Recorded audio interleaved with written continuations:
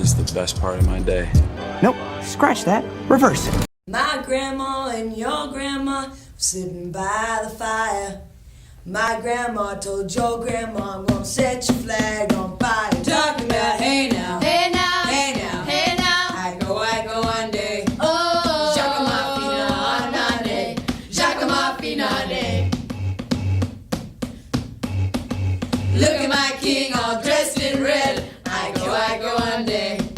I bet you $5 he'll kill you dead. Jacques Finade. Talking about hey now, hey now, hey now, hey now. I go one day.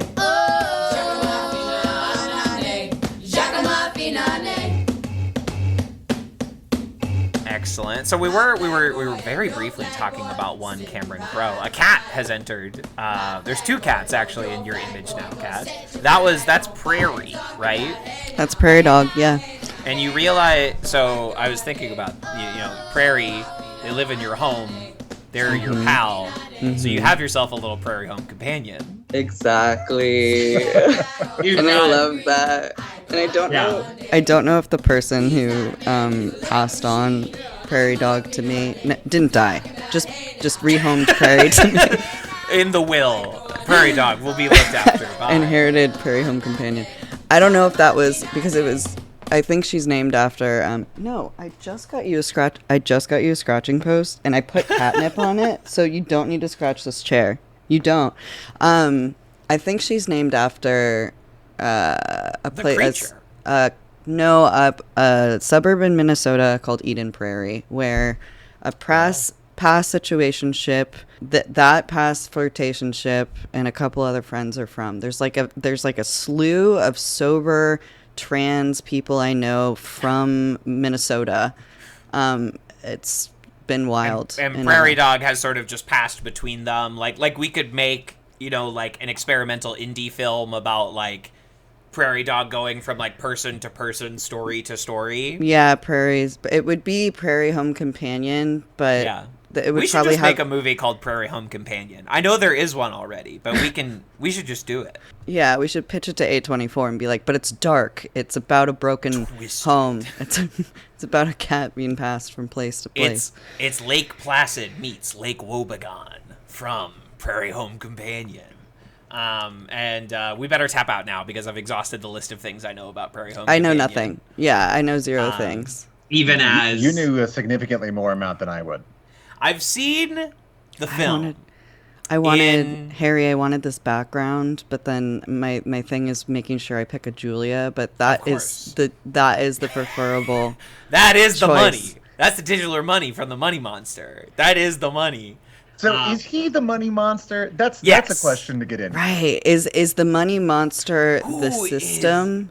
And the algo is the monster. I feel like there could have been an easy line placement there where you could be like, the algo is the monster. Yeah. But no. Wall Street is the monster. Wasn't the thing that the algo wasn't bad? Dominic West was bad? Yeah. So maybe McNulty is the money monster, right? He's the real money monster because he was doing corporate crimes. And this is important. So this is the second episode in a row where it feels like we just really want to talk about the movie that we're here to talk about. Well, the background changed. Inspired it, absolutely. Yeah, I remember seeing immediately first scene of this movie, the way it opened. I forgot what the movie was about entirely. I think like deep in the recesses of my mind, I remembered like a trailer or something that I had seen of this movie. Mm-hmm. But I was immediately sold. And also, my mom, maybe we don't have to go straight into the movie. My mom was obsessed with Jim Cramer growing up. So I didn't know it was that kind of vibe. Yeah. And then when it opened that way, I was like, oh my God, I'm about to be on a fucking ride. I was so excited. Yeah. We're strapped in. In the annals of great opening scenes, in movie history, you've got like the silent first 20 minutes of There Will Be Blood. You've got the incredible, gathering of the posse as they wait for a train in Once Upon a Time in the West. And of course you have George Clooney's opening dance number of the 2016 film Money Monster. When we discuss great opening scenes, this is what we are talking about. Seeing George dance is something a rare pleasure. Spiritual for me. Like, I needed that, and I didn't even know I needed that from George. But it's interesting because he has sort of like the handsomeness of Jon Stewart, but he's playing like a Jim Cramer type, and I feel like that's so much more fun to watch. Like a very handsome guy do something just so ridiculous and play into it as if like this is normal. Yeah, well, I that was my thought, is that I would watch George Clooney do this. Yeah, me too. I would have watched this show 100%. for real. Me too. He would never do it unless he had a very compelling reason to. Right, because he's a true billionaire or something. He sold his tequila company, or the tequila company that he was part owner of, for like a massive chunk of change.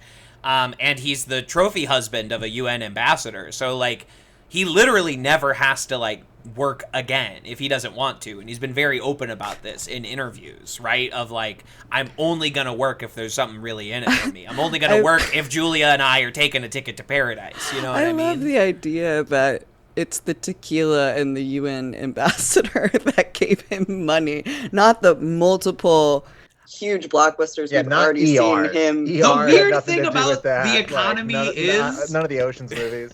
I mean, listen, he was doing very well before the UN ambassador and the tequila company, but it's the way of economy that, like, yeah, he made way more money from the tequila than he's made for all of his acting work put together. Even, you know, when George is commanding like $10 million a movie, like in Michael Clayton from My Hat, you know, that's still nothing compared to tequila money. Hey, is From My Hat, is that like a saying, or is there some sort of visual cue that the listeners might not That the be? listener might not be privy to is that I'm wearing a Michael Clayton hat, my most apropos hat for the film that we are here to discuss, 2016's Money Monster. You have so many intellectual property merch, and this is like truly one of the randomest ones. And the other one that comes to mind is, which isn't random but just is kind of specific to you, is that you would have a Michael Clayton hat and you would also have a Greta Gerwig shirt. Like, that's very And both of those you. are true.